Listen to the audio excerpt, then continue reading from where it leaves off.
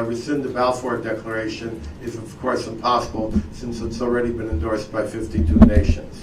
So, first of all, I'd like to point out to you briefly what the Balfour Declaration is, and it's not. Everybody's got a copy of this. The Balfour Declaration is on its front. I've only got 4.5 minutes left, and I will be on time. It says here, first of all, the misunderstanding about the national home. It was a Jewish state. And the people who say national home meant no state don't know what they're talking about. All the contemporaneous documentation says Jewish state.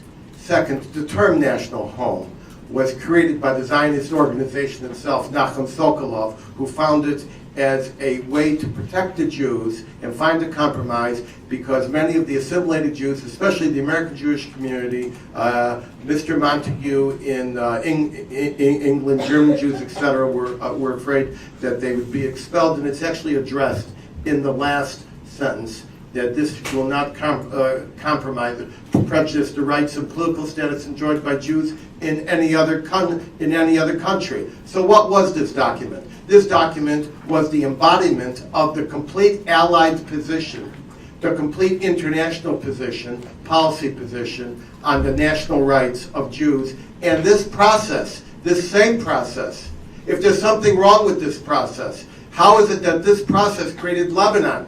This process created Syria. This process created Iraq. This process created Jordan with a memo in 1922, with a memo, not even with a vote. This same process virtually through a few tunnels created Saudi Arabia. And then, but for some reason, this one tract of land for the Jews also is not to be included. Now, I've only got a minute, so I'm going to go through the international aspects of this. This has been debated, contradicted, and edited, and argued about for years. But the original Balfour-style declaration was on June 4th of 1917, issued by Jules Caban, which Alana knows. She's featuring it on her website, and I've stolen it. And Woodrow Wilson pre-approved every word of the Balfour Declaration before the cabinet adopted it, and that was in late October of 1917.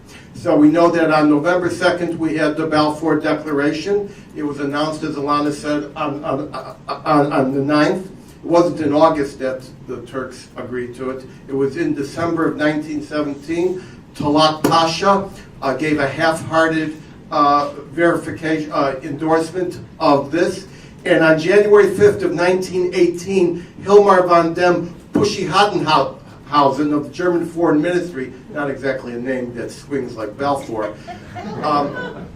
he also gave Germany's, these are both sides of the combatants' view that Jewish Zionist aspirations would be one of the national rights approved. The French, through Pichon on February 18th of 1918, again reiterated their agreement for the Balfour Declaration. 1 minute left.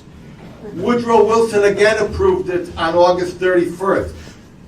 First, the Japanese ambassador, Shinde Sutemi, approved it in 1919. Faisal, on behalf of the Second Syrian Congress, in the presence of Lawrence of Arabia, in Eilat. Let me see, I happen to have the document right here.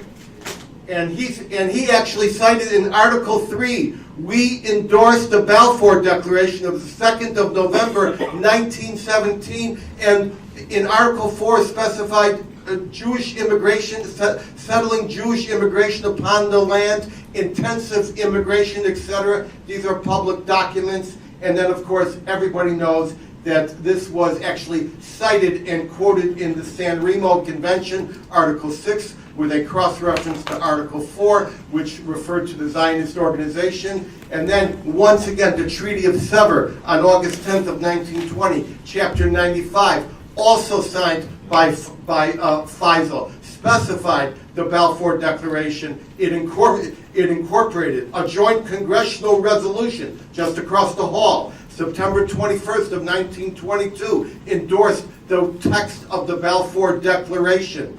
And so we have an understanding here that the Balfour Declaration has now been endorsed by 52 nations and was merely Britain and its cabinet working in concert with all of the other allies to express Jewish nationalism for the Jews, which they then cut down by 7% by creating Jordan with a memo, not even with a vote, but at the same time, they also created Lebanon, Syria, Iraq, Transjordan, Saudi Arabia, that elevated Egypt. If you want to know who messed up this whole idea of a peace in the Middle East for two states, because the Faisal Agreement makes specific reference to the Arab state and the Palestine state, it's France that booted out Faisal from the Arab kingdom of Syria on 1920. I gotta go, bye.